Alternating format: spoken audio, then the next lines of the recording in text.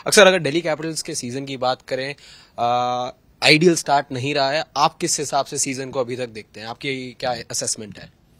ये ऑब्वियसली आपने बोला कि आइडियल स्टार्ट नहीं रहा है। हम मैच हारे, आई थिंक 5 मैच हारे हुए और 3 मैच जीते हुए हैं, तो ऑब्वियसली आइडियल स्टार्ट नहीं है। लेकिन ऑब्वियसली आईपीएल का पता है कि अगर आपको विनिंग मोमेंटम मिलता है, रिदम मिलता है, तो आप और भी अच्छा कर सकते हैं। तो बस यही सोच रहे हैं कि अगर हम ऐसा सोचेंगे कि यार अब क्वालिफिकेशन के चांसेस कम है और ये है तो और डाउन होते जाएंगे, तो हम पॉजिटिव वे में सोच रहे हैं कि अभी भी चांसेस है और आपको यही करना है कि आप जब 2 मैच हम जीते थे लगातार, तो हम क्या अच्छा कर रहे थे और क्या हमारा थॉट प्रोसेस था, तो उसी सोच के बारे में सोच रहे हैं और बात कर रहे हैं प्लेयर्स के साथ भी कि क्या करना चाहिए क्या नहीं। और बाकी अगर सीजन की बात करें कि जिस तरह का सीजन रहा है, मुझे लग रहा है कि I think as a bowling unit हम एक साथ क्लिक नहीं हो पाए है जो जिस तरह से होना चाहिए। बैटिंग में रन बन रहे हैं जब भी मौका मिला है, क्योंकि लेकिन हम बॉलिंग में विकेट को असेस करके हम जो 230 का स्कोर होता है वो हम 260 बनवा देते हैं, तो वो 20-25 रन और ज्यादा बनवा देते हैं। इसलिए आई थिंक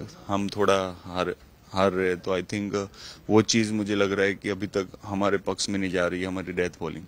एक चीज और मैं आपसे जानना चाह रहा था। हमने दिल्ली की बैटिंग की बात करी जी, माना बैटिंग और बॉलिंग में बैटिंग फिर भी कुछ हद तक क्लिक करिए, बट क्या अक्षर पटेल को लगता है, क्योंकि आपके नंबर्स में उस दिन देख रहा था बहुत अच्छे नंबर्स हैं विद द बैट ऑल्सो, ये लोग भूल जाते हैं। माना आपने उस दिन बॉलिंग बहुत अच्छी करी हैदराबाद के अगेंस्ट, क्लासन का भी बहुत शानदार विकेट लिया, बट अक्षर पटेल द बैटर लोग कभी कभी भूल जाते हैं।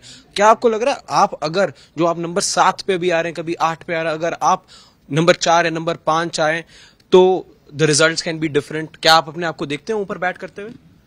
सी आई थिंक जिस तरह का टीम सिलेक्शन होता है, तो उसमें ऑब्वियसली ये बात होती है जब भी हम सिलेक्शन में बैठते हैं, जो हमारा को ग्रुप है वो बैठते हैं, तो ये सब बात होती है कि क्या मैं ऊपर जा सकता हूँ, क्या ये बंदा नीचे आ सकता है। लेकिन फिर यही बात होती है कि जब हम यंगस्टर को खिलाते, जैसे अभिषेक पोरल को खिलाया है हमने, तो कोई भी यंगस्टर को जैसे कुमार कुशाग्रा को खिलाया था हमने, तो इस तरह से हम जब टीम सिलेक्शन करते हैं तो उसमें यही होता है कि फिर आपके पास जब लास्ट में अगर प्रेशर सिचुएशन आती है, तो आप ऐसा नहीं चाहते हो कि प्रेशर सिचुएशन में आपका यंग प्लेयर कोई भी आप जिसको खिला रहे हो वो खेले, तो आपका जो बेस्ट बैट्समैन होगा जो इस नंबर पे खेला हुआ है, क्योंकि 6-7 नंबर का जो स्पॉट है वो इतना इजी नहीं है। आप देख सकते हो कि जब मैच फिनिश करना आता है उसमें प्रेशर ज्यादा आ जाता है, तो उस हिसाब से फिर हम जब सोचते हैं कि तू आगे चला जाएगा, तो फिर हम यही सोचते हैं कि हम अगर मैं आगे चला गया तो पीछे कौन फिनिश करेगा या कौन आगे करेगा। तो इस तरह से सबके अलग अलग थॉट रहते हैं, तो वो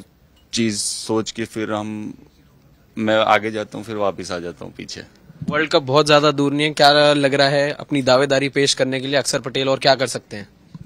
देखो, दावेदारी तो मैं पेश कर रहा हूँ अपने हिसाब से कि मेरा काम है कि मुझे अपना परफॉर्मेंस देना है बैटिंग बॉलिंग में जो और फील्डिंग में जो भी मेरा काम है, तो मैं वो कर रहा हूँ। बाकी मैं उसके बारे में सोचने ऑब्वियसली, और वो फिर सिलेक्शन के हाथ में है, सिलेक्टर्स क्या सोचते हैं क्या नहीं, क्या कॉम्बिनेशन चाहिए उनको। तो आई थिंक अभी तक तो मैंने सोचा नहीं है कि मुझे वर्ल्ड कप में जाना है, मुझे ये करना है वो करना है।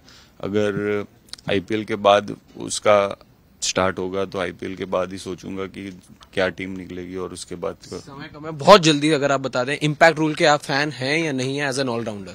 एज एन ऑलराउंडर तो मैं जरा सा भी फैन नहीं हूँ, क्योंकि लोग अभी ऑलराउंडर को ही भूल जाते हैं। क्योंकि जो काम में आता था कि जो 5वां बॉलर या 6ठा बॉलर जिस तरह से यूज करते थे, इम्पैक्ट रूल में वही चला गया। कोई या तो प्योर बैट्समैन या पर बॉलर यूज करता है, तो आई थिंक ऑलराउंडर के लिए तो वो बिल्कुल भी फैन नहीं हूं मैं उसका। ओके ओके, अक्षर पटेल थे हमारे साथ, धन्यवाद इनका बहुत बहुत आज तक पे जुड़ने के लिए। Not a big fan of the impact player rule is what अक्षर पटेल हैड टू से।